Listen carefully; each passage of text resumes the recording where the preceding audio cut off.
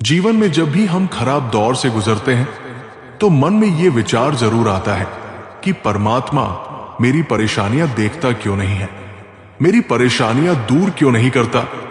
लेकिन सुख दुख तो हमारे जीवन का हिस्सा है। जीवन है तो परेशानियां भी होंगी। एक युवक की अपनी तमाम परेशानियों के लिए भगवान से शिकायत पर आधारित यह कहानी है। नवीन अपनी परेशानियों से जूझ रहा था। उसे लगता था कि अकेला वही संसार का सबसे दुखी व्यक्ति है। सिर्फ उसी के जीवन में तमाम मुसीबतें हैं। उसे भगवान से इस बात की बड़ी शिकायत रहती थी कि भगवान ने संसार के सारे दुख उसके हिस्से दे दिए और फिर सब कुछ भूलकर कानों में रुई लगाकर सो गए हैं। नवीन सोते जागते भगवान से प्रार्थना करता और फिर कभी भगवान को दोष देता तो कभी खुद को कोसता रहता। भगवान ना तो उसकी विनती सुन रहे थे और ना ही उसके उलाहने। अब नवीन बेचारा करे भी तो क्या करे। एक मुसीबत खत्म होती नहीं कि दूसरी आ जाती। एक दिन उसने सोने से पहले प्रार्थना की, प्रभु मैं आपके सामने कहता थक गया, अब और मिन्नतों की इच्छा नहीं है। एक अंतिम बार कह रहा हूं, कृपा करके मेरी प्रार्थना सुन लीजिए। अगर आपको मेरे दुख नहीं मिटाने हैं तो कम से कम इतना तो कर सकते हैं कि किसी ऐसे व्यक्ति के दुखों से मेरा दुख बदल दीजिए जिसके जीवन में मुझसे कम दुख हो। हमेशा के लिए नहीं तो कम से कम कुछ महीनों के लिए ही सही, थोड़े दिन के लिए मुझे भी कुछ राहत मिल जाए।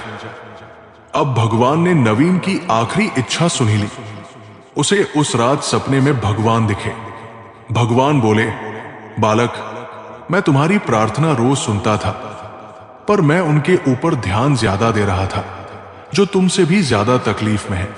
खैर तुम अपने सारे कष्टों को विस्तार से एक कागज पर लिखो, फिर एक गठरी बनाओ और शहर के मुख्य चौराहे पर जाकर उसे टांग आओ। नवीन हड़बड़ाकर नींद से जागा। पहले तो उसे बिल्कुल यकीन ही नहीं हुआ कि सच में भगवान आए थे और उन्होंने उससे ये सब बातें कही है। फिर सोचा कि आजमाने में क्या हर्ज है, क्या पता इससे ही कोई रास्ता निकल आए।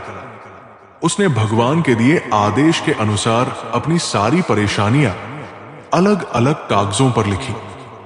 इतनी परेशानियां लिख डाली कि सच में कागज का ढेर खड़ा हो गया और उसे गठरी में बांधना पड़ा। अब नवीन ने अपनी गठरी उठाई और पहुंच गया चौराहे पर। लेकिन वहां पहुंचकर चौराहे का नजारा देखकर अचंभे में पड़ गया। उसने देखा कि चौराहे पर तो पहले से ही लोगों की लंबी लाइन लगी हुई थी जो उसी की तरह अपने अपने दुखों की बड़ी बड़ी गठरियां लिए आए थे। आखिर ये चक्कर क्या है, सब कुछ उसकी समझ से बाहर था। अभी वो इन विचारों में ही खोया था कि तभी एक आकाशवाणी हुई। सभी लोग अपनी अपनी गठरी को चौराहे पर लगी अलग अलग खूंटियों पर टांग दे।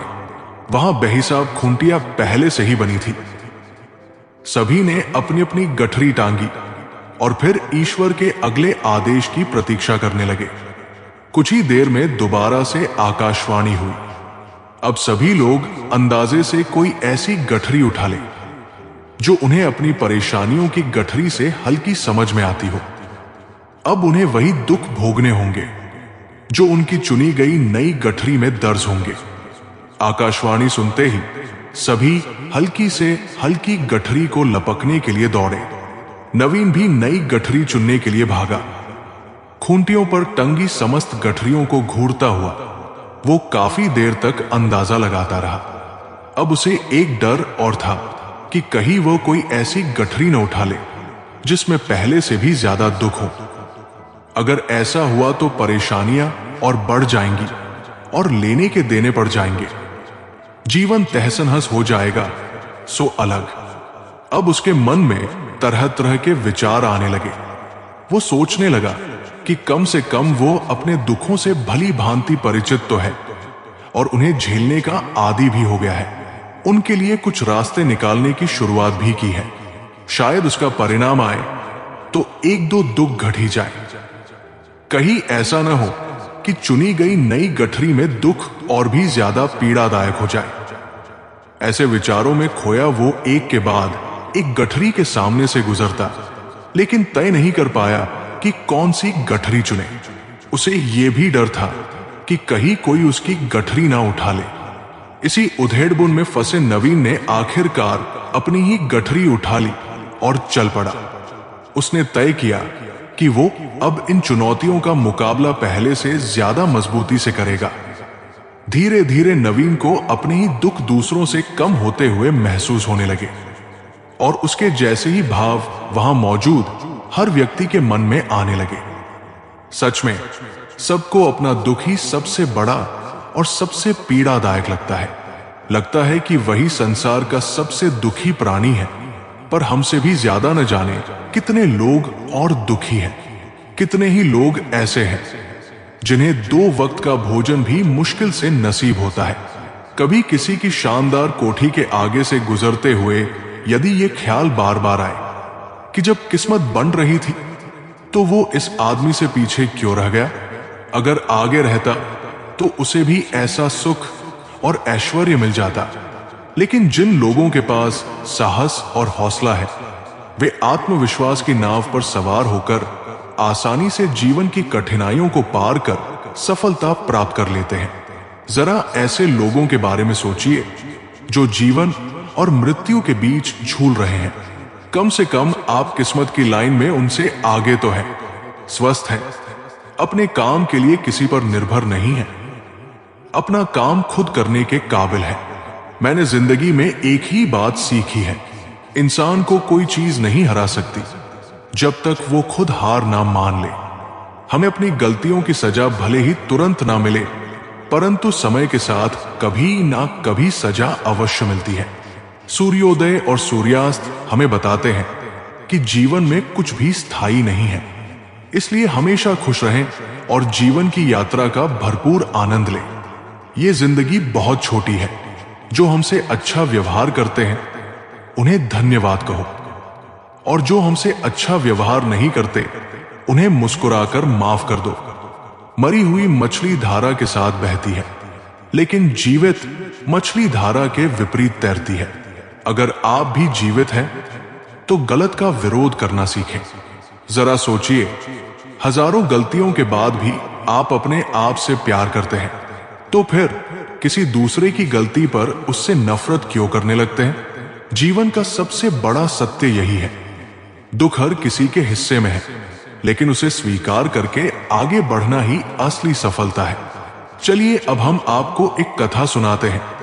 जब श्री कृष्ण ने नरकासुर का अभिमान तोड़ा। प्राचीन काल में नरकासुर नाम का एक दैत्य था जो बड़ा ही शक्तिशाली और अहंकारी था। उसे ब्रह्मा जी से वरदान प्राप्त था कि कोई भी पुरुष उसे नहीं मार सकता। इसी कारण वो निरंकुश होकर अत्याचार करने लगा। नरकासुर ने स्वर्ग पर आक्रमण कर इंद्र से उनका स्वर्ण छत्र छीन लिया और पृथ्वी पर राजाओं को परास्त कर उनकी 16,100 कन्याओं को बंदी बना लिया। उसने सभी देवताओं को भी अपमानित किया। देवताओं ने श्री कृष्ण से सहायता मांगी। श्री कृष्ण ने कहा, नरकासुर को केवल एक स्त्री ही मार सकती है, इसलिए इस युद्ध में मेरी पत्नी सत्यभामा मेरा साथ देंगी। श्री कृष्ण और सत्यभामा गरुड़ पर सवार होकर नरकासुर की नगरी प्राग ज्योतिषपुर पहुंचे।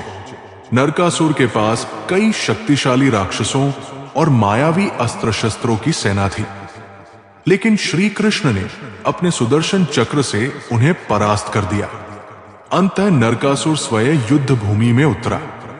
वो अत्यंत क्रोधित था और श्री कृष्ण पर अनेक अस्त्र चलाने लगा। श्री कृष्ण ने युद्ध किया, लेकिन जानबूझकर एक क्षण के लिए मूर्छित हो गए। सत्यभामा ये देखकर क्रोधित हो गई और उन्होंने अपने धनुष से नरकासुर को मार दिया।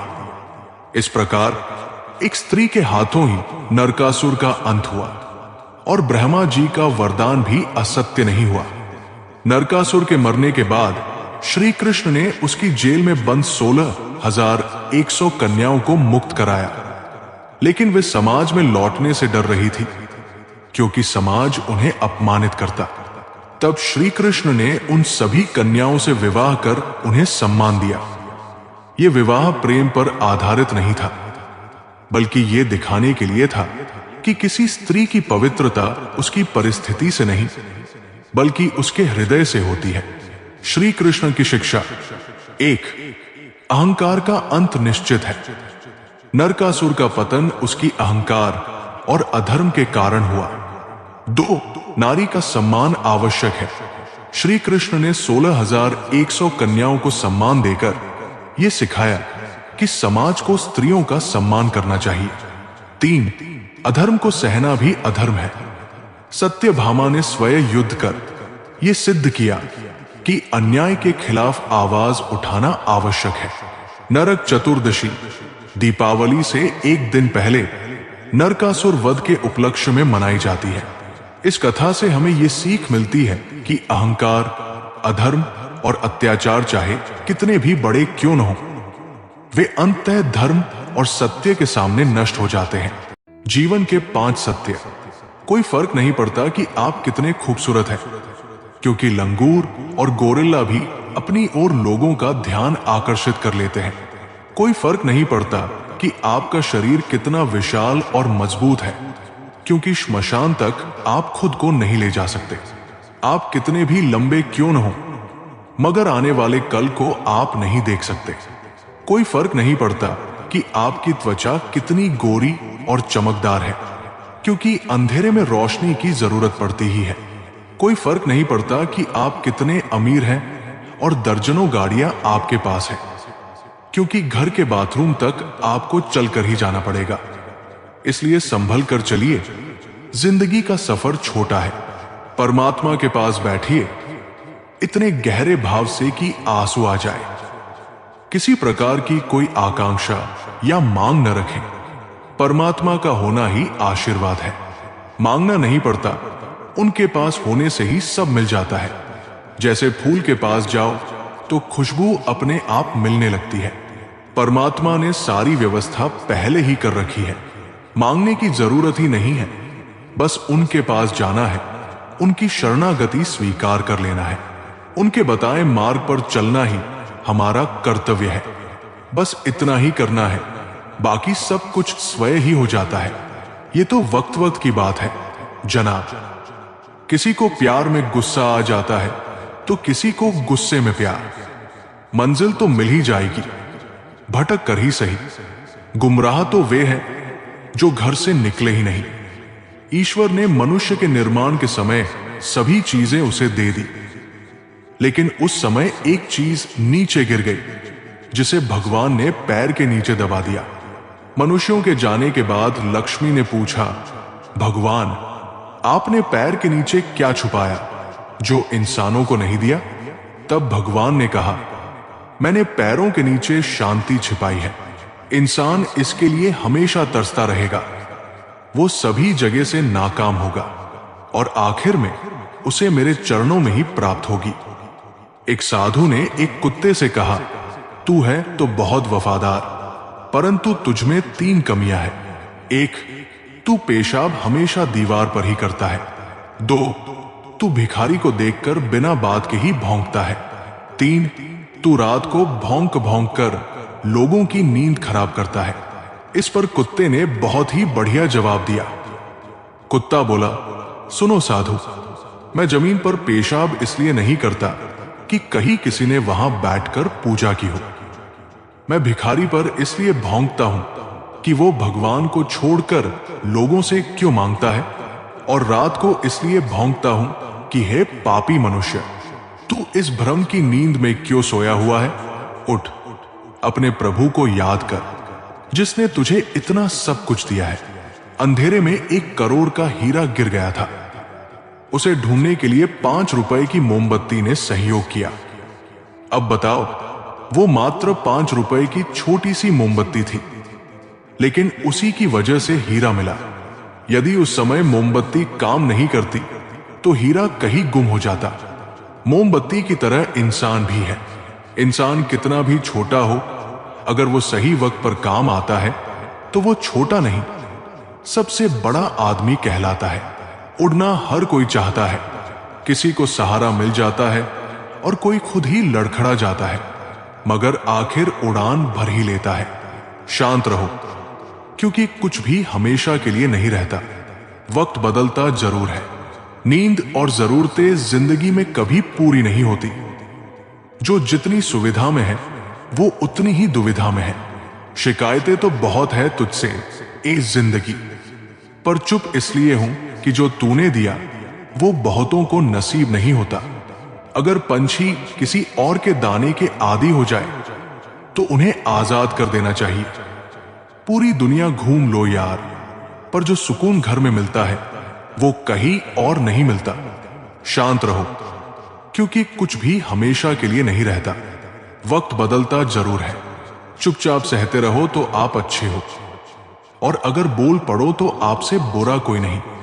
एक नफरत ही है जिसे दुनिया चंद लम्हों में जान लेती है, वरना चाहत का यकीन दिलाने में तो जिंदगी बीत जाती है। जिंदगी में एक मोड़ ऐसा आता है जहां लोग अनजान से अपने हो जाते हैं, और जो अपने थे वे सपने हो जाते हैं।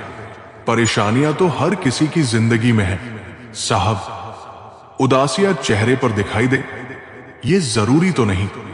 समय और शब्दों का प्रयोग लापरवाही से न करें, क्योंकि ये दोनों न दोबारा आते हैं न मौका देते हैं। खूबियां देखकर तो कितने प्यार जताते हैं। जिंदगी में जगे उसे दो जो कमियां देखकर भी साथ न छोड़े। जिंदगी में इतना काबिल बनो कि भगवान किसी गरीब की मदद करने के लिए तुम्हारी जेब का इस्तेमाल करे। गुस्सा एक ऐसी आग है जो दूसरों का नुकसान करे या न करे, लेकिन खुद का नुकसान जरूर कर देता है। किसी के चेहरे की हंसी बनकर तो देखिए। खुशी का पता नहीं, लेकिन सुकून बहुत मिलेगा। रुकावट तो जनाब जिंदा इंसान के हिस्से में ही आती है, वरना जनाजे के लिए तो सब रास्ता छोड़ देते हैं। अगर जो चाहा था वो नहीं मिला तो एक बार जो मिला है उसे चाह कर देखो। जो रिश्ता हमें रुला दे उससे गहरा कोई और रिश्ता नहीं। जो रिश्ता हमें रोते हुए छोड़ दे उससे कमजोर कोई और रिश्ता नहीं। बूंद सा जीवन है इंसान का, लेकिन अहंकार सागर से भी बड़ा है। सच्चे साथ देने वालों की बस एक ही निशानी होती है कि वे जिक्र नहीं करते, हमेशा फिक्र किया करते हैं। अपने अगले कदम के बारे में सीक्रेट रखो। यहां अच्छा चाहने वाले हो या ना हो, पर बुरा चाहने वाले बहुत लोग हैं। जीवन में ज्यादा रिश्ते हों ये जरूरी नहीं, पर जो रिश्ते हैं उनमें जीवन होना जरूरी है। उस दिन हमारी सारी परेशानियां खत्म हो जाएंगी, जब हमें विश्वास हो जाएगा कि हमारा हर काम ईश्वर की मर्जी से होता है।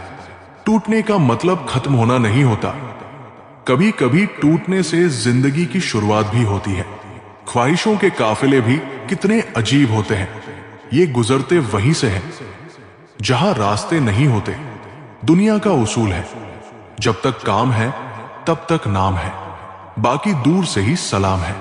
यदि आप अपने जीवन में सफलताओं का आनंद लेना चाहते हैं तो अपने जीवन में कठिनाइयों को कभी आने से न रोकें। अपनों के साथ वक्त का पता नहीं चलता, मगर वक्त के साथ अपनों का पता चल जाता है। चलिए अब हम आपको एक कथा सुनाते हैं, जब श्री कृष्ण ने एक वृद्ध महिला को सिखाया कि जीवन में संतोष ही सबसे बड़ा सुख है। एक बार श्री कृष्ण द्वारका में अपने महल में बैठे थे। तभी एक वृद्ध महिला आई जो बहुत गरीब थी। उसके कपड़े पुराने और फटे हुए थे, लेकिन उसके चेहरे पर एक अजीब सी शांति थी। उसने श्री कृष्ण को प्रणाम किया और कहा, हे माधव, मैं आपकी सच्ची भक्त हूं। मैंने जीवन भर आपकी भक्ति की है, लेकिन फिर भी मैं अत्यंत गरीब हूं। मुझे कोई सुख नहीं मिला, कृपया बताइए क्यों? श्री कृष्ण मुस्कुराए और बोले, मां, मैं तुम्हें एक कार्य सौंपता हूं। पास के गांव में जाओ और वहां के सबसे सुखी व्यक्ति को खोज कर लाओ। जब तुम उसे देख लोगी तो तुम्हें अपने प्रश्न का उत्तर मिल जाएगा। वृद्धा ने सोचा कि यह कार्य कठिन नहीं होगा। वो गांव में गई और सबसे अमीर आदमी से मिली, जो एक बड़ा व्यापारी था। पहली सीख, धन से सुख नहीं मिलता। वृद्धा ने उस व्यापारी से पूछा, क्या आप सबसे सुखी व्यक्ति हैं? व्यापारी ने लंबी सांस ली और कहा, मैं धनवान हूं, लेकिन मैं सुखी नहीं हूं।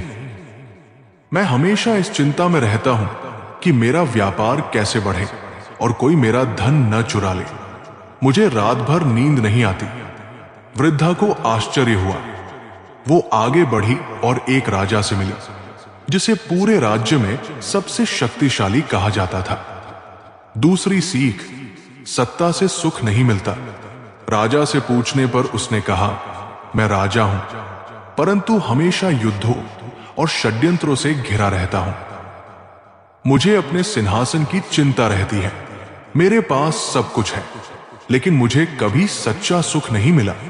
वृद्धा ने सोचा, यदि धन और सत्ता से सुख नहीं मिलता तो सुख कहां मिलेगा। अब वो निराश होकर गांव के एक साधारण किसान के पास गई। किसान अपने छोटे से खेत में हल चला रहा था और गुनगुना रहा था। उसके चेहरे पर प्रसन्नता थी। तीसरी सीख, संतोष ही सबसे बड़ा सुख है। वृद्धा ने किसान से पूछा, क्या तुम सुखी हो? किसान मुस्कुराया और बोला, हां, मैं अत्यंत सुखी हूं। मैं जो कुछ भी कमाता हूं उसमें संतुष्ट रहता हूं। मेरी मेहनत से मेरा परिवार पलता है और मैं हर दिन भगवान का धन्यवाद करता हूं कि उन्होंने मुझे ये जीवन दिया। वृद्धा को अब समझ आ गया कि सच्चा सुख धन, सत्ता या भौतिक वस्तुओं में नहीं, बल्कि संतोष में है। जब वृद्धा श्री कृष्ण के पास लौटी तो उन्होंने पूछा, क्या तुमने सबसे सुखी व्यक्ति को पाया? वृद्धा ने सिर झुका लिया और बोली, हे माधव, अब मैं समझ गई। सुख बाहर नहीं, बल्कि हमारे मन के भीतर है। जिसने अपने पास जो कुछ है उसमें संतोष कर लिया, वही सबसे सुखी है। श्री कृष्ण मुस्कुराए और बोले, वत्स, यही जीवन का सबसे बड़ा सत्य है। सुख की खोज बाहर मत करो, उसे अपने हृदय में खोजो। जब तुम संतोषी बनोगी तो हर परिस्थिति में सुखी रहोगी। एक, धन, सत्ता और भौतिक वस्तुओं से सच्चा सुख नहीं मिलता। दो, जो व्यक्ति संतोषी होता है वही वास्तव में सुखी होता है। तीन, हमें जो कुछ मिला है उसमें आनंद लेना चाहिए, क्योंकि लोभ कभी समाप्त नहीं होता। श्री कृष्ण हमें यह सिखाते हैं कि जीवन में सुख की असली कुंजी संतोष है।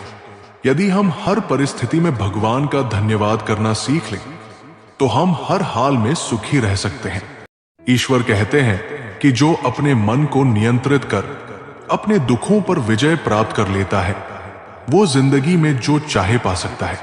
किसी भी समस्या से भागना समाधान नहीं है, बल्कि समस्या को समझना और किसी निष्कर्ष पर पहुंचना ही समाधान है। हर समस्या के 3 समाधान होते हैं, स्वीकार करो, बदल दो या फिर छोड़ दो। जैसे उबलते पानी में परछाई नहीं दिखती, ठीक उसी तरह परेशान मन से समाधान भी नहीं देखे जाते। शांत होकर देखिए, सभी समस्याओं का हल मिल जाएगा। उनके होते हुए तू क्यों परेशान है? कान्हा के चरणों में तो हर समस्या का समाधान है। राधा राधा जपने से सब ठीक हो जाएगा, क्योंकि यही वो नाम है जिससे कृष्ण को प्यार है। अगर तुम श्री कृष्ण को अपना बना सकते हो तो जीवन के सारे दुख दर्द दूर हो जाएंगे और सुख की अनुभूति होगी। भगवान श्री कृष्ण कहते हैं, यदि मेरा भक्त मौन होकर सब कुछ सुन रहा है तो स्मरण रखिए, उसके मौन और विश्वास का उत्तर मैं स्वयं देता हूं। मां का हाथ और श्री कृष्ण का साथ है तो फिर दुख में भी सुख का एहसास है।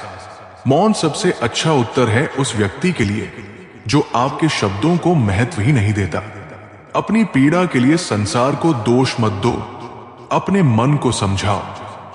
तुम्हारे मन का परिवर्तन ही तुम्हारे दुखों का अंत है। दृष्टि से अधिक आवश्यक प्रेम और आदर भरा दृष्टिकोण है, क्योंकि वही आपको प्रेम और सम्मान दिलाएगा।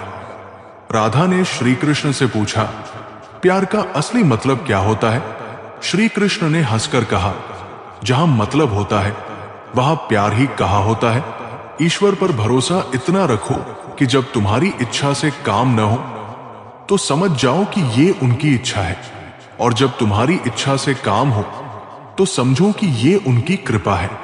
कभी जीवन में हारा हुआ महसूस करो और कोई मार्ग न दिखे तो भगवद गीता की शरण अवश्य लेना। किसी को इतना भी दुख न दो कि वो ईश्वर के सामने तुम्हारा नाम लेते हुए रोने लगे। ये कर्म चक्र है। यहां हर प्राणी को प्रत्येक क्षण अपना कर्म करना ही होता है। भगवान श्री कृष्ण ने गीता में कहा है कि क्रोध से मनुष्य को भ्रम पैदा होता है और भ्रम से उसकी बुद्धि का विनाश हो जाता है। जब बुद्धि काम नहीं करती तो तर्क वितर्क करने की क्षमता नष्ट हो जाती है और व्यक्ति का नाश हो जाता है। हर व्यक्ति को अपने गुस्से पर काबू करना सीखना चाहिए। गुस्से में लिया गया निर्णय अक्सर नुकसानदायक होता है। भगवान श्री कृष्ण ने यह भी कहा है कि कोई भी व्यक्ति अपने कर्मों को नहीं छोड़ सकता। व्यक्ति को अपने कर्म से भागना नहीं चाहिए, क्योंकि यही जीवन की सच्चाई है। जो लोग हमेशा हर स्थिति में संदेह करते हैं वे हमेशा दुखी रहते हैं। शक करना एक ऐसी आदत है जो मजबूत से मजबूत रिश्ते को भी कमजोर कर देती है। जिज्ञासा होना अच्छी बात है, लेकिन अत्यधिक संदेह मनुष्य को दुखी कर देता है। शक करने वाले इंसान के पास अंत में पछतावे के अलावा कुछ नहीं बचता। भगवान श्री कृष्ण ने कहा है कि स्वार्थी व्यक्ति शीशे पर जमी धूल की तरह होता है, जिससे वो अपना असली प्रतिबिंब नहीं देख पाता। स्वार्थी व्यक्ति अपने स्वार्थ को पूरा करने के लिए कुछ भी कर सकता है, लेकिन अंततः वो अकेला रह जाता है। अगर जीवन को खुशीपूर्वक व्यतीत करना चाहते हो तो स्वार्थ को अपने पास न आने दो। स्वार्थी व्यक्ति दोस्ती में भी स्वार्थ खोजता है, लेकिन जो व्यक्ति दूसरों की भलाई के बारे में सोचता है वो सच्चे सुख का अनुभव करता है। मनुष्य के जीवन में सुख दुख दोनों स्थितियां आती रहती है।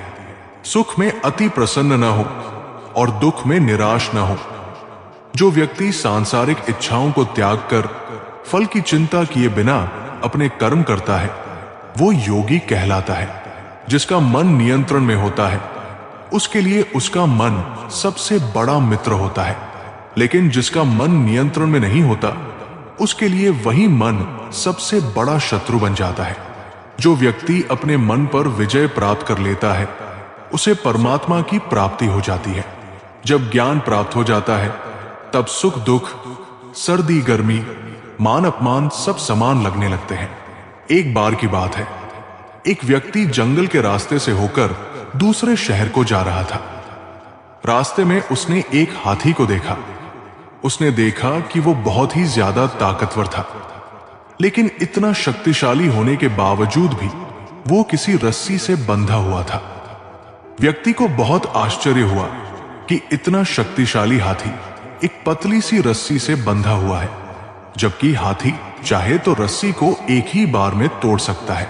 वो बड़े से बड़े चट्टान, पेड़ या किसी भी चीज को उखाड़ सकता है और बड़े बड़े जंजीरों को भी तोड़ सकता है, लेकिन फिर भी वो पतली और कमजोर रस्सी से बंधा हुआ था।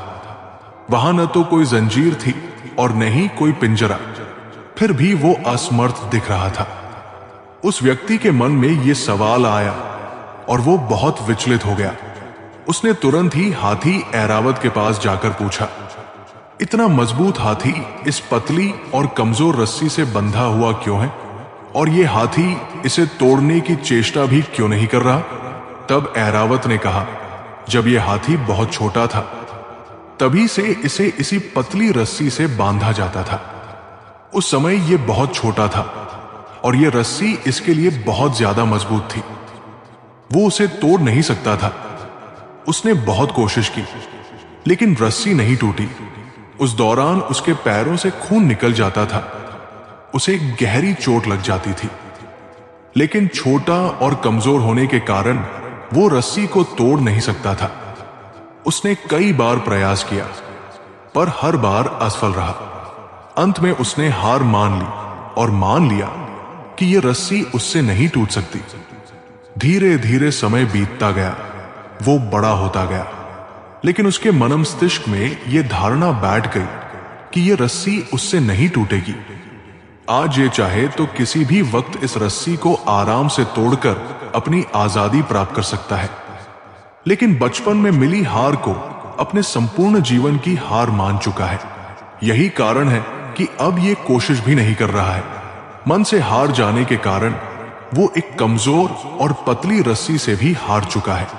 मित्रों, ये कहानी हमारी जिंदगी से भी मेल खाती है। जब हमारी जिंदगी में कोई परेशानी या दुखद तकलीफ आती है तो हम खुद को उसके सामने बहुत छोटा समझने लगते हैं और हार मान लेते हैं। हमारे मन में डर बैठ जाता है जिससे हम दोबारा कोशिश ही नहीं करते। असलियत में हमारे दुख उतने शक्तिशाली नहीं होते जितना हम उन्हें मान लेते हैं, लेकिन हम उन दुखों को खुद से बड़ा समझने की भूल कर बैठते हैं। हमें वे समस्याएं बहुत विशाल लगने लगती हैं और वे हम पर हावी हो जाती हैं। इसलिए जब भी कोई दुख या परेशानी आए तो उसके आगे घुटने नहीं टेकने चाहिए। हमें हार नहीं माननी चाहिए, क्योंकि जो व्यक्ति मन से हार जाता है वो अपने दुखों से भी हार जाता है और जीवन से भी। चाहे कोई भी हो, सबसे महत्वपूर्ण बात यह है कि आप एक अच्छे इंसान बने, क्योंकि हिसाब आपके कर्मों का होगा, धर्म का नहीं। अगर आप सिर्फ खुशी के लिए काम करेंगे तो खुशी नहीं मिलेगी, लेकिन यदि आप खुश रहकर काम करें तो वो खुशी आपके जीवन में जरूर आएगी। यही इस सृष्टि का नियम है। जब आप दूसरों के लिए अच्छा सोचते और करते हैं तो वही अच्छाई किसी न किसी रूप में आपके जीवन में लौट कर आती है। आपका असली मूल्य इस बात पर निर्भर नहीं करता कि आप अभी क्या है, बल्कि इस पर निर्भर करता है कि आप अपने भीतर खुद को और बेहतर बनाने की कितनी क्षमता रखते हैं। हंसता हुआ मन और मुस्कुराता हुआ चेहरा ही असली संपत्ति है। इंसान अक्सर अपने भाग्य को दोषी मानता है, जबकि ये जानते हुए भी कि उसके भाग्य से भी बड़ा उसका कर्म है, जो केवल उसके अपने हाथों में है। आपके पास चाहे कितनी भी कमियां क्यों न हो, सबसे पहले खुद पर विश्वास रखिए, क्योंकि आप में वो सामर्थ्य है कि आप सबसे बेहतर कर सकते हैं। परमात्मा आपको इंतजार इसलिए करवा रहा है क्योंकि जब सही समय आएगा तब वो आपको इतना कुछ देगा कि आप उसे संभाल भी नहीं पाएंगे। भगवान श्री कृष्ण कहते हैं कि जैसे अंधेरे में दीपक की रोशनी चमकती है, वैसे ही सत्य की ज्योति हमेशा जगमगाती है। इसलिए मनुष्य को सदैव सत्य के मार्ग पर चलना चाहिए, चाहे रास्ता कितना भी कठिन हो। क्रोध मनुष्य को नरक की ओर ले जाने वाला मार्ग है। जब आप क्रोधित होते हैं तो आपका मन अशांत हो जाता है और इस आवेश में आप कई बार अपना ही नुकसान कर लेते हैं। इसलिए श्री कृष्ण कहते हैं कि चाहे कितना भी गुस्सा क्यों ना आए, मनुष्य को क्रोध से बचना चाहिए और स्वयं को शांत रखने का प्रयास करना चाहिए। दूसरों का भला करने वाले व्यक्ति को जीवन में कई बार कठिनाइयों का सामना करना पड़ता है। ये सत्य है। जैसे फलदार वृक्ष को भी पत्थरों की मार सहनी पड़ती है। छल और कपट से कमाया धन केवल दुख देता है, जबकि सत्य से कमाया धन जीवन को सच्ची खुशी और शांति देता है। चुप्पी से बड़ा कोई उत्तर नहीं होता और माफी से बड़ी कोई सजा नहीं होती। जब मेहनत करने के बाद भी सपने पूरे ना हो तो अपने सिद्धांत बदलने की बजाय रास्ता बदले। पेड़ हमेशा पत्ते बदलता है, लेकिन उसकी जड़ें वही रहती है। अगर किसी की संगति से आपके विचार शुद्ध होने लगे तो समझ ले कि वो व्यक्ति साधारण नहीं है। कठिन समय ही आपको आपकी असली ताकत का एहसास दिलाता है। जिसने कभी कठिनाई का सामना नहीं किया, उसे अपनी क्षमता का भी ज्ञान नहीं होगा। जो लोग दूसरों के दुख और तकलीफों को समझते हैं, जिनके दिल में दया और सहानुभूति होती है, उन्हें जीवन में दोबारा जन्म नहीं लेना पड़ता। यदि आप किसी को कुछ दे रहे हैं तो उस पर घमंड न करें। क्या पता आप किसी को देने का एहसान नहीं कर रहे, बल्कि अपने पिछले जन्म का कर्ज चुका रहे हैं। उम्मीद हमें भगवान से ही रखनी चाहिए, दुनिया से नहीं। जब मैंने कहा कि मैं गलती कर बैठा हूं, भगवान ने कहा मैं तुम्हें क्षमा कर दूंगा। जब मैंने कहा कि मैं परेशान हूं, भगवान ने कहा, मैं तुम्हें संभालूंगा। जब मैंने कहा कि मैं अकेला हूं, भगवान ने कहा, मैं हमेशा तुम्हारे साथ हूं। और जब मैंने कहा कि मैं उदास हूं, भगवान ने कहा, बस अपनी नजरें उठाओ, मैं हर वक्त तुम्हारे आसपास हूं। किसी का सरल स्वभाव उसकी कमजोरी नहीं होती, बल्कि ये पानी जैसा होता है जो बड़ी से बड़ी चट्टान को भी काट सकता है। मुझे हां में हां मिलाने की आदत नहीं है और इसी वजह से मैं लोगों को जहर लगता हूं। जब आप किसी पर बिना शक पूरी तरह भरोसा करते हैं तो आखिर में आपको दो में से एक परिणाम मिलता है, या तो पूरी जिंदगी के लिए एक सही इंसान या जिंदगी भर के लिए सही सबक। जल्दी से बात मान जाने वाले लोग दिल के बहुत सच्चे होते हैं। आजकल रिश्तों को जोड़े रखने के लिए कभी अंधा, कभी बहरा, तो कभी गूंगा भी बनना पड़ता है। मुझसे नफरत तभी करना जब मेरे बारे में सब कुछ जान जाओगे, तब नहीं जब किसी और से सुना हो। ज्यादा देने वाला हमेशा ठगा गया है, फिर चाहे वो प्रेम हो, साथ हो या विश्वास। आत्मसम्मान को बेचकर बदले में कितनी ही संपत्ति मिले, आप कभी सुखी नहीं हो सकते। जब तक आप ये जानते हैं कि आप कौन हैं और आपको किस चीज में खुशी मिलती है, तब तक आपको फर्क ही नहीं पड़ेगा कि दूसरे आपके बारे में क्या सोचते हैं। मैं जितना लोगों को समझता गया, अकेलापन और भी अच्छा लगने लगा। अगर तुम्हारे घर आज आग लग जाए तो लोग सहानुभूति जताने आएंगे और कहेंगे, बहुत बुरा हुआ। लेकिन अगर तुम्हारा घर बड़ा हो जाए तो कोई बधाई देने के लिए नहीं आएगा। जब आपके साथ कुछ अच्छा होता है तो कोई खास खुशी जाहिर नहीं करेगा, लेकिन जैसे ही आपके साथ कुछ बुरा होता है, सब आकर वेदना प्रकट करेंगे। दुआ मांगने से किसका भला होता है? मिलता तो वही है जो हमने बोया होता है। तुम नीचे गिरकर देखो, कोई नहीं आएगा उठाने, मगर जरा उठकर तो देखो, सब आएंगे गिराने। अगर शराब की दुकान पर बैठकर दूध पियोगे तो तुम्हें शराबी का ही दर्जा मिलेगा, और अगर किसी मंदिर में बैठकर शराब ही पियोगे तो तुम्हें एक संत का दर्जा दिया जाएगा। इसलिए आप किसके साथ उठते बैठते हो, यह बहुत मायने रखता है। चलिए अब हम आपको श्री कृष्ण के जीवन से जुड़ी है कथा सुनाते हैं, जो हमें सिखाती है कि सुख और दुख दोनों ही जीवन में स्थायी नहीं होते, इसलिए हमें दोनों में समान रहना चाहिए। एक बार एक गरीब ब्राह्मण श्री कृष्ण के पास द्वारका पहुंचा।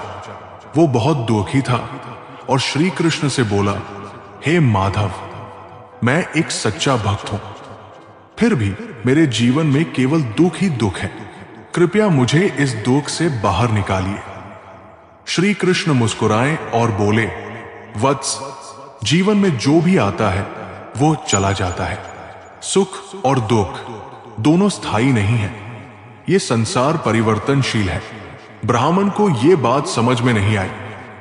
उसने कहा, प्रभु, कृपया मुझे कोई ऐसी सीख दीजिए जिससे मैं इस सत्य को वास्तव में समझ सकूं।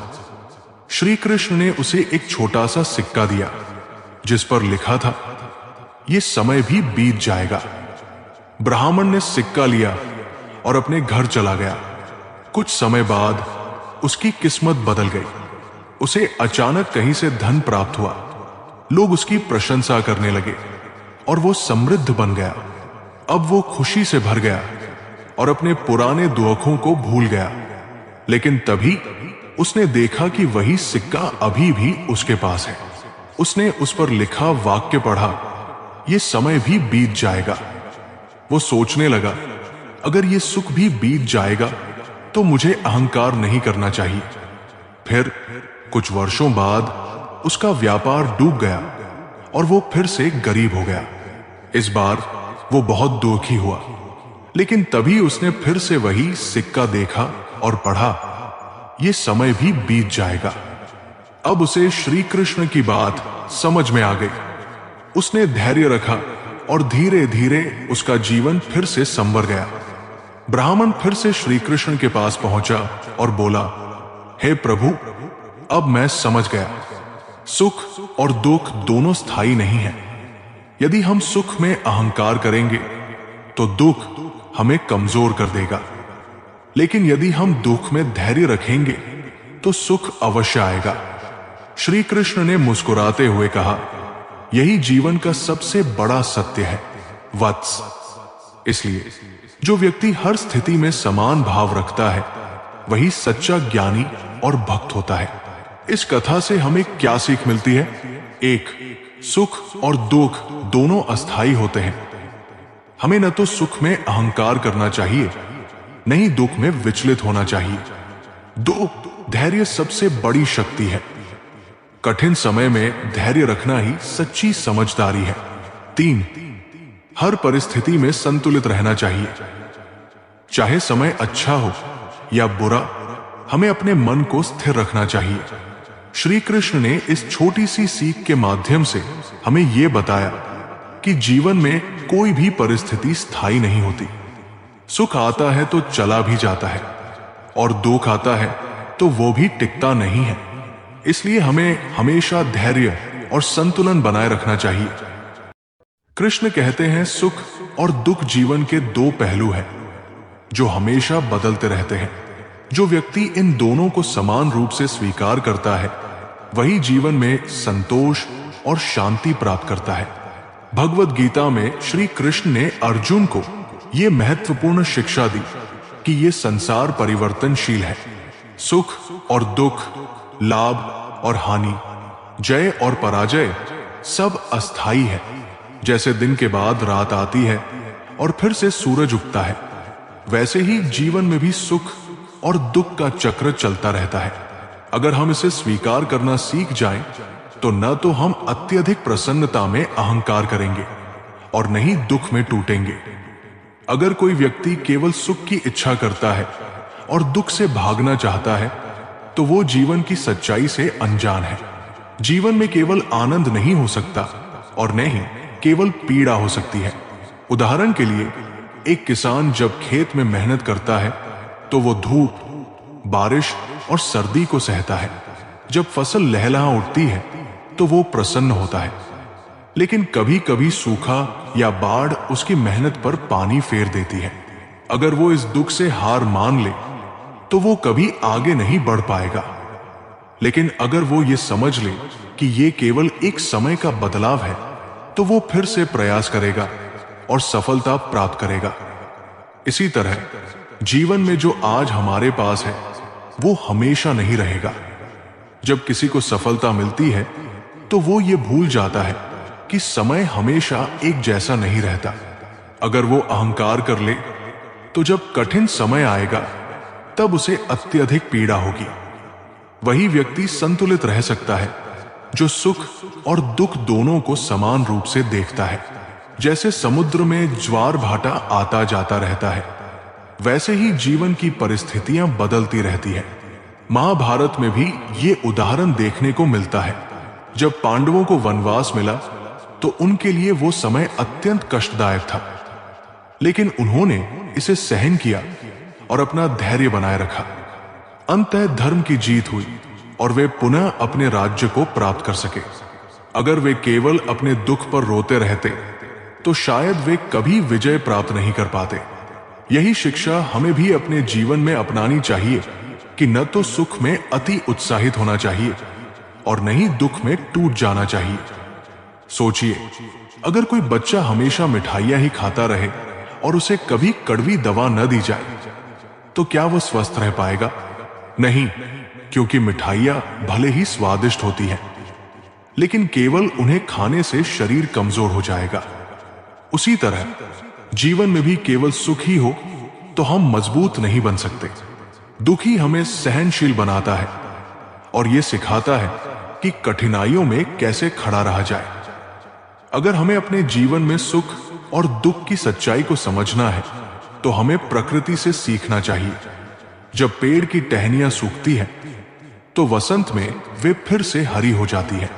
जब बादल घने होते हैं तो बारिश के बाद आसमान साफ हो जाता है। जीवन में भी ये नियम लागू होता है। कोई भी परिस्थिति स्थायी नहीं होती। जो व्यक्ति इस सच्चाई को स्वीकार कर लेता है वो हर परिस्थिति में संतुलित रह सकता है। उसे न तो सुख में अहंकार होता है और न ही दुख में निराशा। ऐसा व्यक्ति जीवन के हर पल को एक अनुभव की तरह देखता है और आत्मिक शांति प्राप्त करता है। यही श्री कृष्ण का संदेश है। सुख और दुख को समान दृष्टि से देखो, क्योंकि दोनों ही क्षणिक है। श्री कृष्ण कहते हैं, सुख और दुख दोनों ही जीवन के अभिन्न अंग हैं। सुख में अहंकार मत करो, क्योंकि ये क्षणिक है, और दुख में स्वयं को कमजोर मत समझो, क्योंकि ये तुम्हें नया मार्ग दिखाने आया है। जो व्यक्ति इन दोनों को समान रूप से स्वीकार करता है, वही सच्ची शांति प्राप्त करता है। अब सोचिए, जब जीवन में सब कुछ अच्छा चल रहा होता है, सफलता हमारे कदम चूम रही होती है, तो हमारा व्यवहार कैसा हो जाता है? क्या हम विनम्र रहते हैं?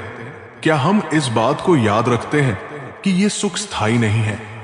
अधिकतर लोग इस सत्य को भूल जाते हैं।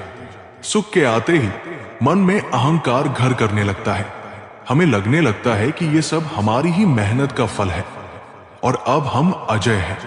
यही अहंकार धीरे धीरे विनाश का कारण बन जाता है।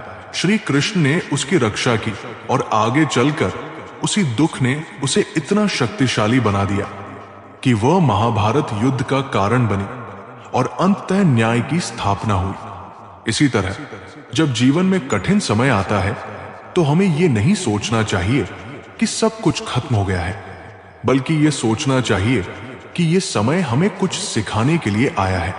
जिस तरह आग में तपकर सोना और अधिक शुद्ध हो जाता है, उसी तरह जीवन के संघर्ष हमें और अधिक मजबूत बनाते हैं।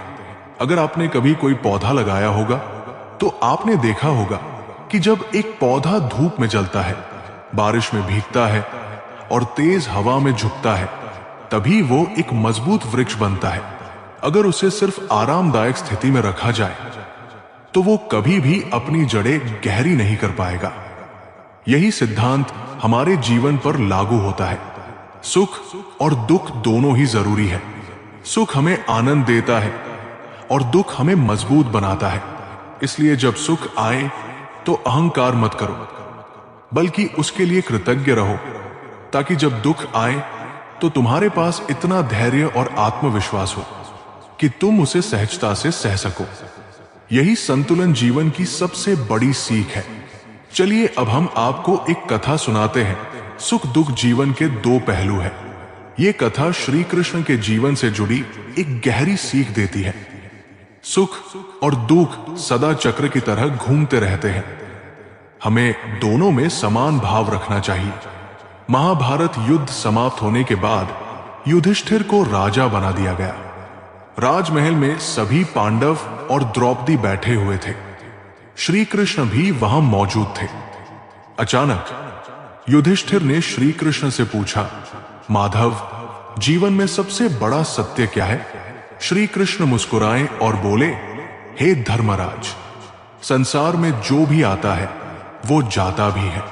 सुख और दुख दोनों स्थायी नहीं है। ये संसार परिवर्तनशील है। युधिष्ठिर पूरी तरह संतुष्ट नहीं हुए। उन्होंने कहा, क्या कोई ऐसी घटना है जो इस सत्य को प्रमाणित कर सके? श्री कृष्ण ने एक घटना सुनाई जो उन्हें अपने बचपन से याद थी।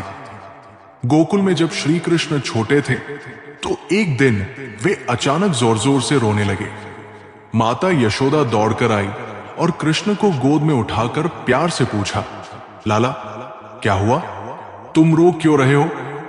श्री कृष्ण ने आंसू पोंछते हुए कहा, मां, मुझे बहुत भूख लगी है। यशोदा माता ने तुरंत दूध और माखन लाकर श्री कृष्ण को खिलाया। जैसे ही कृष्ण ने माखन खाया, वे खुशी से हंसने लगे। उसी समय नंद बाबा भी वहां आ गए। उन्होंने देखा कि श्री कृष्ण अभी अभी रो रहे थे और अब हंस रहे हैं। वे हैरान होकर बोले, अभी कुछ देर पहले ये रो रहे थे और अब देखो कितना हंस रहे हैं। माता यशोदा हंस पड़ी और बोली, बाबा, ये तो बच्चों का स्वभाव है। उन्हें जो चाहिए जब नहीं मिलता तो वे रोते हैं, और जब मिल जाता है तो खुश हो जाते हैं। श्री कृष्ण मुस्कुराए और बोले, मां, यही तो संसार का नियम है। जब मनुष्य को सुख मिलता है तो वो हंसता है, और जब दुख आता है तो वो रोता है। लेकिन ये सब अस्थाई है। कहानी समाप्त कर श्री कृष्ण ने युधिष्ठिर से कहा, हे धर्मराज, सुख और दुख जीवन में वैसे ही आते जाते रहते हैं। जैसे मेरे बचपन में भूख लगने से मैंने रोना शुरू कर दिया था और फिर भोजन मिलने पर हंसने लगा था। फिर श्री कृष्ण ने आगे कहा, समझदार मनुष्य वही होता है जो न सुख में अहंकार करता है और न दुख में विचलित होता है। सुख दुख का चक्र निरंतर चलता रहेगा, लेकिन हमें अपना धैर्य और विश्वास बनाए रखना चाहिए। इस कथा से हमें क्या सीख मिलती है? एक, सुख और दुख दोनों स्थायी नहीं हैं, वे समय के साथ बदलते रहते हैं, इसलिए किसी भी परिस्थिति में अधीर नहीं होना चाहिए। दो, धैर्य सबसे बड़ा धन है। जो मनुष्य सुख दुख में समान भाव रखता है वो सबसे श्रेष्ठ होता है। तीन, ईश्वर पर विश्वास रखें। यदि हम कृष्ण की तरह इस सत्य को समझ लेंगे तो हम जीवन में कभी भी परेशान नहीं होंगे। श्री कृष्ण ने अपने बचपन की इस छोटी सी घटना के माध्यम से यह सिखाया कि जीवन में सुख दुख आते जाते रहेंगे, लेकिन हमें हमेशा शांत और संतुलित रहना चाहिए। जय श्री राधे कृष्णा मित्रों, अब हमारी ये वीडियो यहीं पर खत्म होती है। अगर आप हमारे चैनल पर पहली बार आए हो तो चैनल को सब्सक्राइब, वीडियो को लाइक और कमेंट में जय श्री राधे कृष्णा लिखना मत भूलना। मिलते हैं एक नई वीडियो में। धन्यवाद।